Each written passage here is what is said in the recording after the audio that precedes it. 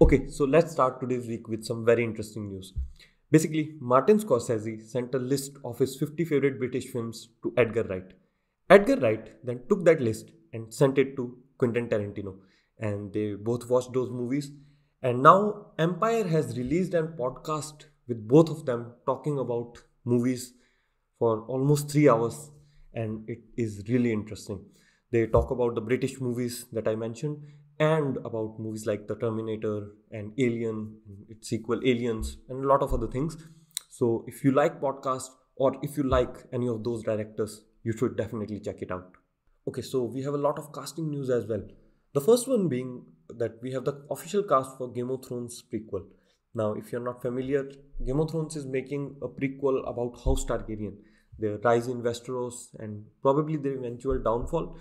And the casting so far looks pretty good. The most recognizable name, at least for me, is Matt Smith from Doctor Who and a few other series, but mainly from Doctor Who. And there were some controversies about it as well because, of course, some of the casting was not what people expected. And this being the internet, you can be sure that they had a very civil discussion, very, very politely they told their opinions.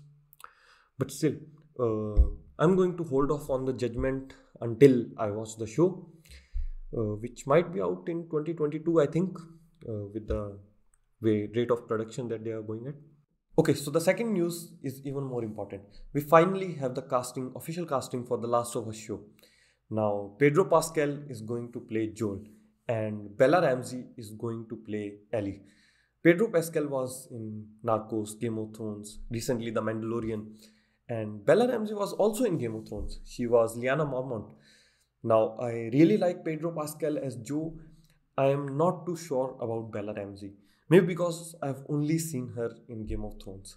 But The Last of Us adaptation has a lot to live up to because it can be what Lord of the Rings was for fantasy adaptation. And that's a very high bar to cross. But again, we have not had any properly good video game adaptations.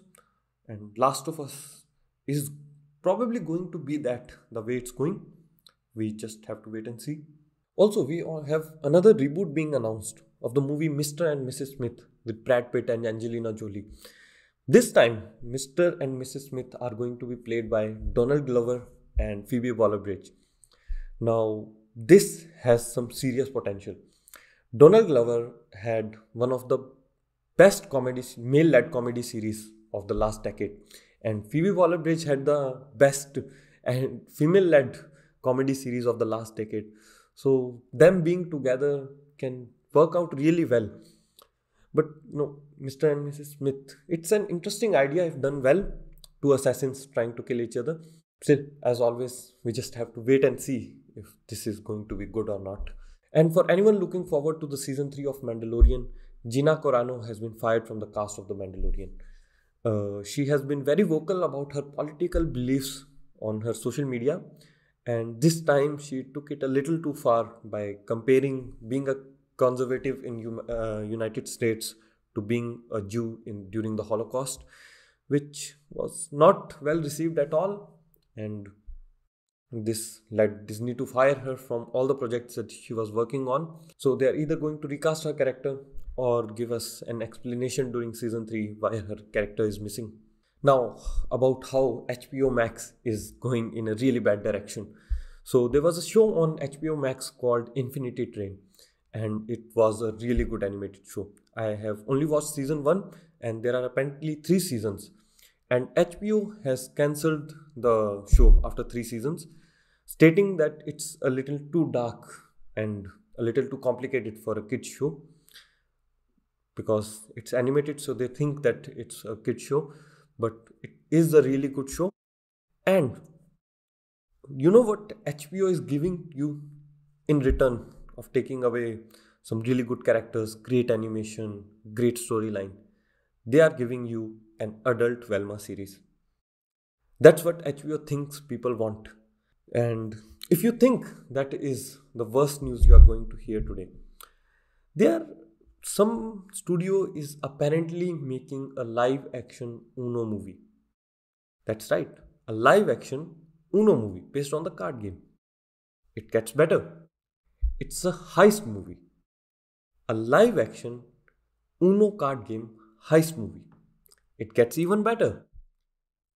It's with a rapper. A live action Uno card heist movie with a rapper based in Atlanta. Now, I don't know what they are thinking. Scraping the bottom of the barrel doesn't even begin to cover this. But I hope the studios will realize when this is a huge flop that this is not a good idea. Or who knows, it might turn out to be a surprising masterpiece like the Lego movie. But something tells me that that's not going to happen. And closing out the trifecta of bad news, do you remember Blue Sky Studios? They made the Ice Age movies, the Rio movies, that one Peanuts movie. Yeah, Disney closed them down. So they were used to be owned by Fox, then Disney bought Fox, and now they have closed the studio. And there were a few really good projects in the works that have been left unfinished, somewhere at 75%. Now, this almost always happens when a bigger company acquires the smaller ones. The subsidiaries and some smaller stuff always gets closed. But Blue Skies was a pretty big studio, and they were making decent movies. At least those movies were making money, and the studio was not losing money as far as I know. So this was a very surprising news on Disney's part, and and as far as we know, this is not a merger. The artists are being let go. So all the animators, all the storyboard artists, all the writers, basically every staff is out of a job. They are looking for a new one, and well, this is what Disney does. I mean, EA has been doing that in the video game industry for years now. So I'm not even surprised anymore. But still, sad to see a good studio go. Well, this is it for this week's news. I'll see you next time.